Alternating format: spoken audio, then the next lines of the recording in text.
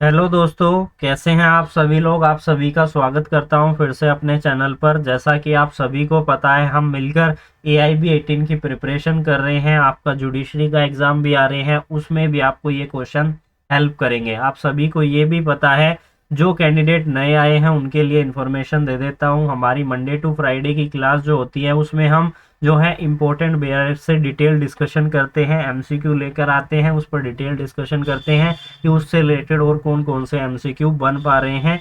इसके अलावा other information भी हम वहीं पर डिस्कस कर लेते हैं। हमारी सैटरडे संडे की क्लास में जो हमारे क्वेश्चन होते हैं वो हमारे 19 सब्जेक्ट से होते हैं, यानी कि 19 बेरेक्ट से हम क्वेश्चन आपके लिए लेकर आते हैं, कंबाइन करके एक वीडियो बनाते हैं जिसमें कि आप स्पीड में और फास्टली जो है क्वेश्चंस को कवर कर पाते हैं।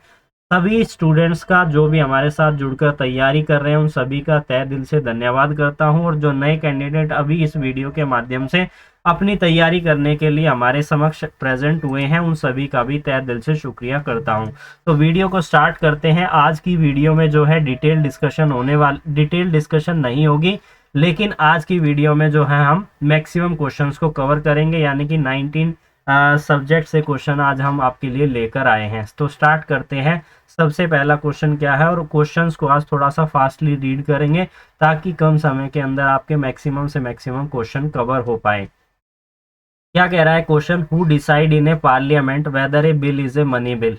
Weather a money money bill is a money bill, parliament में कौन डिसाइड करता है। सबसे पहला ऑप्शन है speaker of the Lok Sabha, second option है chairperson of the Rajya Sabha, third option है प्रेसिडेंट ऑफ द इंडिया, और फोर्थ ऑप्शन है minister of the parliamentary affair. Hindi में इसको समझ लेते हैं। संसद में यह निर्णय कौन करता है कि कोई भी विधायक धन विधायक है, यानी कि bill is a money bill है, यह कौन निर्धारित करता है। तो ये निर्धारित करता है स्पीकर ऑफ द लोकसभा, यानी कि लोकसभा के जो अध्यक्ष होते हैं, स्पीकर ऑफ द लोकसभा ये निर्धारित करता है। साथ ही मैं आपसे ये भी कहना चाहता हूँ, जिस किसी भी क्वेश्चन में मेरी कोई दिक्कत होती है, कोई डिफिकल्टी होती है, यानी कि किसी क्वेश्चन का मैंने गलत जवाब दे दिया है, तो आप कमेंट सेक्शन में कमेंट करके उसको करेक्ट कीजिएगा ताकि दूसरे स्टूडेंट उस चीज़ को गलत याद ना करें। और कोई भी चीज़ आपको हिंदी लैंग्वेज में समझ नहीं आ रही है तो उसे आप इंग्लिश लैंग्वेज में समझने की कोशिश कीजिए, और इंग्लिश लैंग्वेज में समझ नहीं आ रही है तो हिंदी लैंग्वेज में समझने की कोशिश कीजिए। इसलिए दोनों लैंग्वेज में मैं आपके लिए क्वेश्चन लेकर आता हूँ। सेकंड क्वेश्चन क्या कह रहा है कि public order and police fail in which list in the 7th schedule of the constitution, यानी कि हमारे भारतीय संविधान के अंदर 7वीं अनुसूची के अंदर इन दोनों टर्म को किस लिस्ट के अंदर शामिल किया गया है। क्या union list, state list, concurrent list, या फिर इन सभी के अंदर। तो इसे शामिल, इन दोनों शब्दों को शामिल किया गया है राज्य सूची यानी कि स्टेट लिस्ट के अंदर लोक सेवक और पुलिस को। तो आपको समझ में आ गया क्वेश्चन। अब हम चलते हैं हमारे अगले क्वेश्चन के बारे में। क्या कह रहा है इसको समझ लेते हैं। The maximum period of A solitary confinement provide under section 73 of IPC। Important question है, पूछा जाता है, पहले भी पूछा गया है। ये कुछ ऐसे क्वेश्चंस होते हैं जो कि आने वाले एग्जाम में भी पूछ लिए जाते हैं, और पहले भी ऑलरेडी ये कहीं ना कहीं आ चुके होते हैं। तो सबसे पहला ऑप्शन है 1 मंथ, सेकंड ऑप्शन है 2 मंथ, थर्ड ऑप्शन है 3 मंथ, और फोर्थ ऑप्शन है 6 मंथ। IPC की धारा 73 के तहत एकांत कारावास की अधिकतम अवधि कितनी हो सकती है। तो इसकी मैक्सिमम जो अवधि है, अधिकतम अवधि जो है वो 3 वर्ष तक हो सकती है। 3 वर्ष नहीं, 3 महीने तक हो सकती है, 3 मंथ्स तक हो सकती है। और इसके लिए जब आप इस पर्टिकुलर सेक्शन को पढ़ेंगे तो वहां पर जो बताया गया है कि 1 मंथ का सोलिटरी कन्फाइनमेंट कब दिया जाएगा, जब इतनी सजा होगी, और ये यानी कि 2 मंथ और फिर मैक्सिमम 3 मंथ बताया गया है। इसको एक बार आप सेक्शन को रीड कीजिएगा। बात करते हैं अगले क्वेश्चन के बारे में। An act result in A death done with the knowledge of its very serious consequences does not by itself become murder under close 4 of section number 300 IPC it must be show that. इसके लिए आपको जो है particular question में एक particular section दी गई है, section number 300। इसके क्लोज 4 को अगर आपने पढ़ा होगा, और अगर आप पढ़ते हैं तो आपको एज इट इज इसका जो है क्वेश्चन की जो लैंग्वेज है, जो आंसर यहाँ पर आपको ऑप्शंस में देखने को मिलेगा, वो आपको मिल जाएगा इजिली। क्या कह रहा है, पहला ऑप्शन पढ़ लेते हैं। The accused has some knowledge about the fact that it would be cause death. Second option है even though the accused know about the consequences and he did the act without any excuse of incurring in the risk of causing death और third option है the accused has not valid excuse for act done by him, और fourth option है his intention was killing to victim as the victim has certain qualities which were against the norms of the society. Hindi में एक बार इसको फिर से पढ़ लेते हैं ताकि आपको और अच्छे से समझ में आ जाए। अत्यंत गंभीर परिणामों की जानकारी के साथ किया गया कोई भी कार्य जिसके परिणाम स्वरूप मृत्यु हो जाती है आईपीसी की धारा 300 के खंड 4 के तहत अपने आप में हत्या नहीं बन जाती है, यह देखा जाना चाहिए। पहला ऑप्शन है आरोपी को इस बात की जानकारी थी कि इससे मौत हो जाएगी। सेकंड ऑप्शन है भले ही अभियुक्त को परिणामों के बारे में पता था, उसने मृत्यु का जोखिम उठाने के लिए बिना किसी भी बहाने के कार्य किया। थर्ड ऑप्शन है अभियुक्त के पास अपने द्वारा किए गए कृत्य के लिए कोई भी वैध बहाना नहीं था। और फोर्थ ऑप्शन है उसका इरादा पीड़ित को मारने का था, क्योंकि पीड़ित में कुछ ऐसे गुण थे जो समाज में मानदंड के विरुद्ध थे। तो कौन सा इसका सही जवाब है? इसका सही जवाब है हमारा सेकंड ऑप्शन। इसका जो आंसर है वो आपको इस पर्टिकुलर सेक्शन के क्लोज नंबर 4 के अंदर देखने को मिलेगा। बात कर लेते हैं अगले क्वेश्चन के बारे में। Which section of the CrPC direct for the free treatment of the victim of the sexual offences? Section number 357, 359, 357 capital B, 357 capital सी।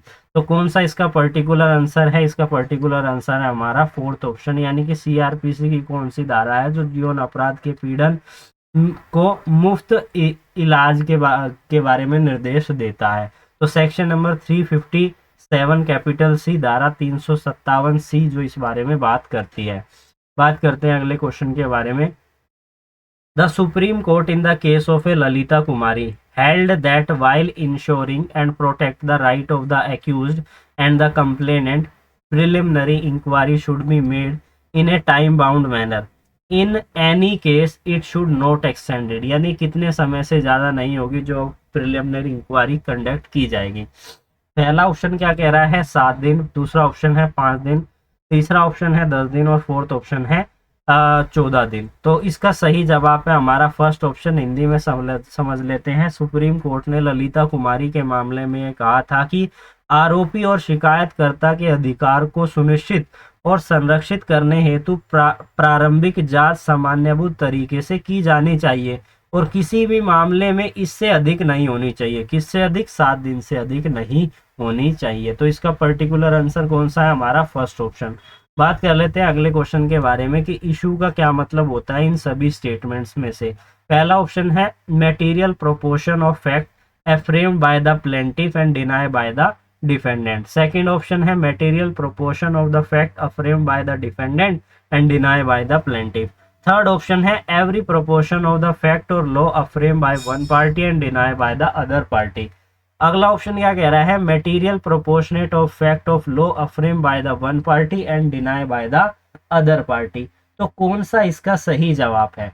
इसका सही जवाब है हमारा फोर्थ ऑप्शन। फोर्थ ऑप्शन इसका सही है, बिल्कुल इसको पढ़ लीजिए। किसी भी तथ्य या कानून का सरगंभीर प्रस्ताव जिसकी एक पक्ष ने पुष्टि की और दूसरे ने उसको खंडन कर दिया है, दूसरे ने उसका खंडन कर दिया है, जिसको हम इंग्लिश में रिबट भी कहते हैं। रिबट करना यानी कि खंडन कर देना। बात करते हैं अगले इंपॉर्टेंट क्वेश्चन के बारे में। क्या कह रहा है इसको समझ लेते हैं। Suit was filed and dispose by a court. Suit was filed and dispose by a court which had no pecuniary jurisdiction to try it, that the judgment and the degree become final, whether the finding record in its operate as res judicata in a subsequent suit between the same party. Yes, no, depend on the fact and circumstance of each other and at the discretion of the court. Hindi में इसे समझ लेते हैं। एक मुकदमे का एक ऐसी अदालत के द्वारा दायर और निपटार किया गया जिसके पास इस पर मुकदमा चलाने का कोई भी आर्थिक क्षेत्राधिकार नहीं था, यानी कि पिक्यूनरी जुरिडिक्शन उसके पास नहीं था। वह निर्णय और डिग्री अंतिम हो गई। क्या इसमें दर्ज निष्कर्ष सामान्य पक्षों के बीच बाद में मुकदमे के न्यायिक निर्णय के रूप में कार्य करता है? हाँ या ना? यस और नो? इसका सही जवाब है यस। और इसकी पर्टिकुलर सेक्शन कौन सी है जो आपको पढ़नी है? सेक्शन नंबर 11 जो बात करती है रेस गेस्टे, वो रेस गेस्टे के बारे में। बात कर लेते हैं अगले इंपॉर्टेंट क्वेश्चन के बारे में। An attested document not required by a law to be attested. First option है has to be a necessary, proved by examine attested witness. Second option है may be prove as if it is unattested. Third option है it is admissible in evidence. And fourth option है can only be prove by examining the executant. क्या है इसका सही जवाब? इसका सही जवाब है हमारा सेकंड ऑप्शन। इसका सही जवाब है हमारा सेकंड ऑप्शन, यानी कि may be prove as if it was unattested. एक सत्यापित दस्तावेज जिसे कानून के द्वारा सत्यापित करने की आवश्यकता नहीं होती है, ऐसी सिद्ध किया जा सकता है मानो कि वह अनअटेस्टेड है, यानी कि वो अप्रमाणित है, इस तरीके से। इसके अलावा और ऑप्शन इसके बिल्कुल भी सही नहीं है। बात करते हैं अगले इंपॉर्टेंट क्वेश्चन के बारे में। For the leading secondary evidence, कौन सा ऑप्शन सही है? ये आपको इस पर्टिकुलर सेक्शन को पढ़कर ही पता चलेगा। Moving and application seek a permission therefore immediately after admission and denial of the document and before framing the issue is essential. Second option है and application seek permission of a court is to be filed before commencement of the evidence of the party and seek to lead secondary evidence.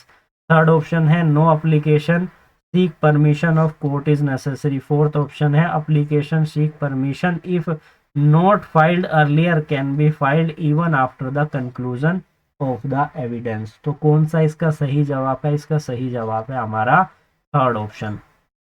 बात कर लेते हैं अगले important question के बारे में। An arbitration award pursuant to an arbitration agreement date 1 November 2015 can be set aside. Which particular section talk about this? arbitration award के बारे में कौन सी पर्टिकुलर सेक्शन है जो बात करती है? Section number 34। तो इसका थर्ड ऑप्शन जो है बिल्कुल सही जवाब है। बात कर लेते हैं इन सभी में से कोर्ट से रिलेटेड कौन सी सही स्टेटमेंट बैठ रही है।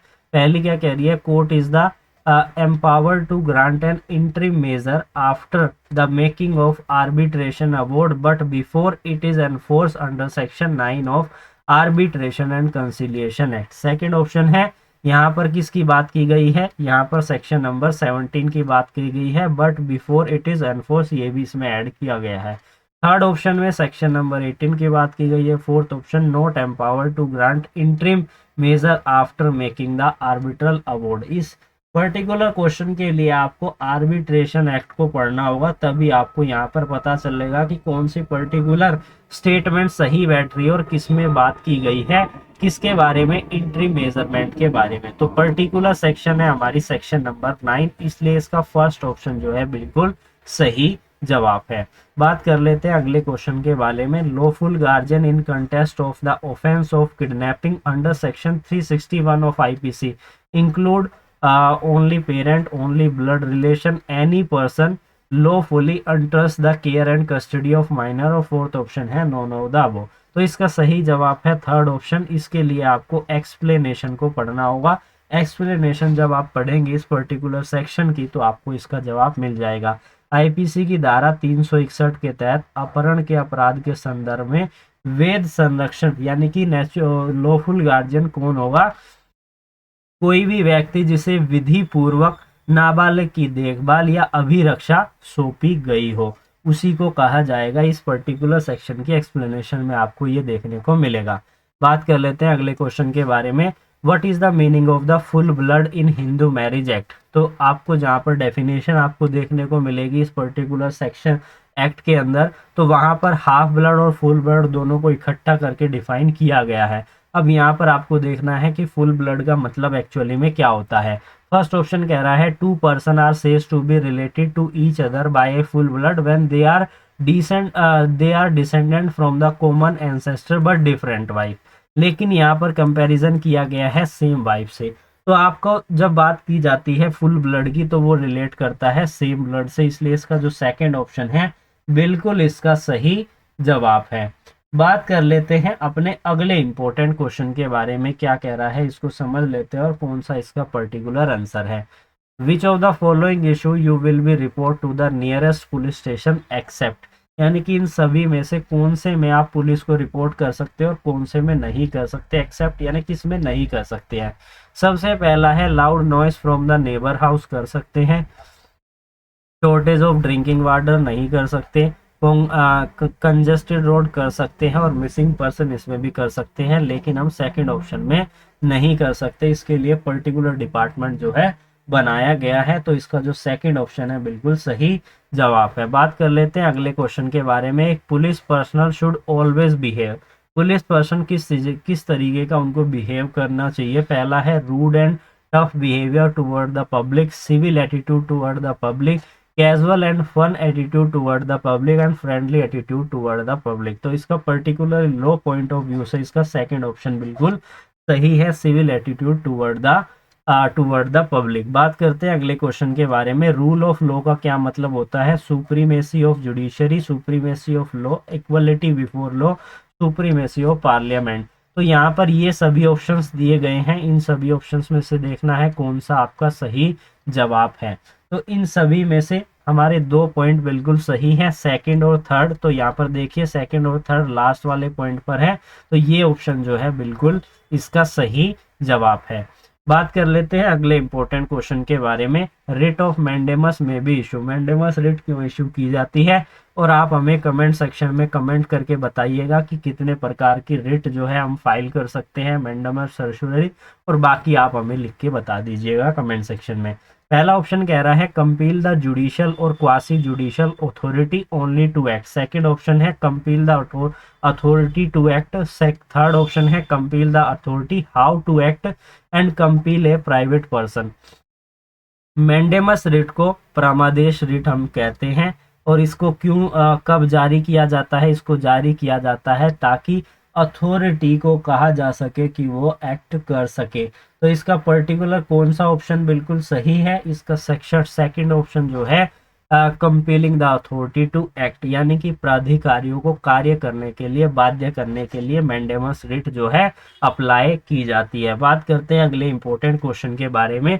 काफ़ी स्पीड में हम कर रहे हैं, आई होप आप थक नहीं रहे होंगे और किसी भी तरीके से बोर नहीं हो रहे होंगे, आप इंजॉय कर रहे होंगे वीडियो को। थोड़ी सी और वीडियो बची है, फिर आपके जो है मैक्सिमम क्वेश्चन आज जो है हम कंप्लीट कर पाएंगे और कम से कम समय के अंदर कंप्लीट कर पाएंगे। बात करते हैं अगले क्वेश्चन के बारे में। Which section of the Advocate Act 1961 deal with the bar council to body corporate, section number 6, 5, 4 और 9। तो कौन सी पर्टिकुलर सेक्शन है जो बात करती है अधिवक्ता अधिनियम 1961 की कौन सी धारा बार काउंसिल को कॉर्पोरेट निकाय बनाने का प्रावधान करती है। तो कौन सी पर्टिकुलर सेक्शन है जो इसके बारे में डील करती है, वो है हमारी सेक्शन नंबर 5, सेक्शन नंबर 5। बात कर लेते हैं अगले इंपॉर्टेंट क्वेश्चन के बारे में। सेक्शन नंबर 12 एडवोकेट एक्ट किससे डील करती है, ये डील करती है अकाउंट एंड ऑडिट के बारे में, इसलिए इसका जो फर्स्ट ऑप्शन है बिल्कुल सही जवाब है। बात कर लेते हैं अगले क्वेश्चन के बारे में। The person who sign the memorandum of association of a company are called, उसे क्या कहा जाएगा, शेयर होल्डर कहा जाएगा, डायरेक्टर कहा जाएगा, subscriber to memorandum of association या फिर प्रमोटर। तो उसको कहा जाएगा subscriber to memorandum of association, किसी भी कंपनी के मेमोरेंडम ऑफ एसोसिएशन पर हस्ताक्षर करने वाले व्यक्ति को कहा जाएगा subscribe to memorandum of association.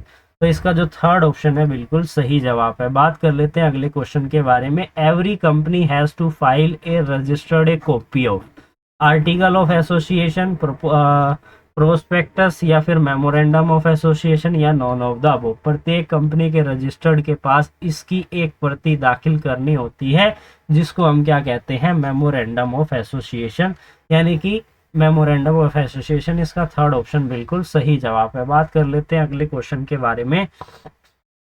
ज़्यादा स्पीड में तो नहीं हो रहा है, अगर स्पीड में हो रहा है तो कमेंट कर दीजिएगा, नेक्स्ट वीडियो में थोड़ा सा स्लो करवा देंगे। Which section of the Environment Protection Act 1986 deal with the person handle hazardous substance to compel and procedural safeguard, यानी कि hazardous चीज़ों को ख़त्म करने के संबंध में कौन सा पर्टिकुलर सेक्शन है हमारा Environment Protection Act 1986 का, सेक्शन 12, सेक्शन 8, सेक्शन 40, सेक्शन 20। पर्यावरण संरक्षण अधिनियम 1986 की कौन सी धारा प्रक्रियात्मक सुरक्षा उपाय का अनुपालन करने के लिए खतरनाक पदार्थों को संभालने वाले व्यक्तियों से संबंधित है? तो कौन सी पर्टिकुलर सेक्शन है, ये आपको हमें बतानी है। तो ये है हमारी सेक्शन नंबर 8। जब आप सेक्शन नंबर 8 को पढ़ेंगे तो आपको इसका जवाब जरूर मिल जाएगा। बात कर लेते हैं अगले क्वेश्चन के बारे में। विच of the following section of the environmental protection act 1986 deal with the offence of company? Section 16, 17, 18 या 20? तो सेक्शन 16 को जब आप पढ़ेंगे तो वहां पर कंपनीज के संबंध में आपको जो है देखने को मिलेगा, कंपनी से रिगार्डिंग ऑफेंस की बात की गई है। बात करते हैं अगले क्वेश्चन के बारे में। Order pass by the controller is challengeable before? किसके द्वारा? High court, cyber appellate tribunal, adjudicatory officer या फिर सुप्रीम कोर्ट? तो इसको जब हम बात करते हैं कंट्रोलर की तो ये आता है हमारा साइबर लॉ के अंदर, और साइबर अपीलेंट ट्रिब्यूनल के अगेंस्ट ही इस तरीके की चीज़ों को चैलेंज किया जा सकता है, ऑर्डर को। सेकंड ऑप्शन इसका सही जवाब है। बात कर लेते हैं अगले क्वेश्चन के बारे में। Child pornography is an offence under which section of the IT Act 2000? 67 capital A, 67 capital B, 67 capital C, 67 capital D? तो जब आप 67 कैपिटल सी को पढ़ेंगे तो वहां पर इस पर्टिकुलर क्वेश्चन के संबंध में आपको आंसर देखने को मिलेगा। बात करते हैं अगले क्वेश्चन के बारे में। Which one of the following is not include in the development of a human इसको हम शॉर्ट फॉर्म में कहते हैं HDI, इसके नाम से हम ज़्यादा इसे जानते हैं। तो इसके संबंध में कौन सा पर्टिकुलर ऑप्शन बिल्कुल सही है? तो सेकंड ऑप्शन इसका सही है। एम्प्लॉयमेंट ग्रोथ रेट के बारे में जो है ये हमारा बताता है ह्यूमन डेवलपमेंट इंडेक्स। बात करते हैं अगले इंपॉर्टेंट क्वेश्चन के बारे में। Which type of employment increase during the recession and depression?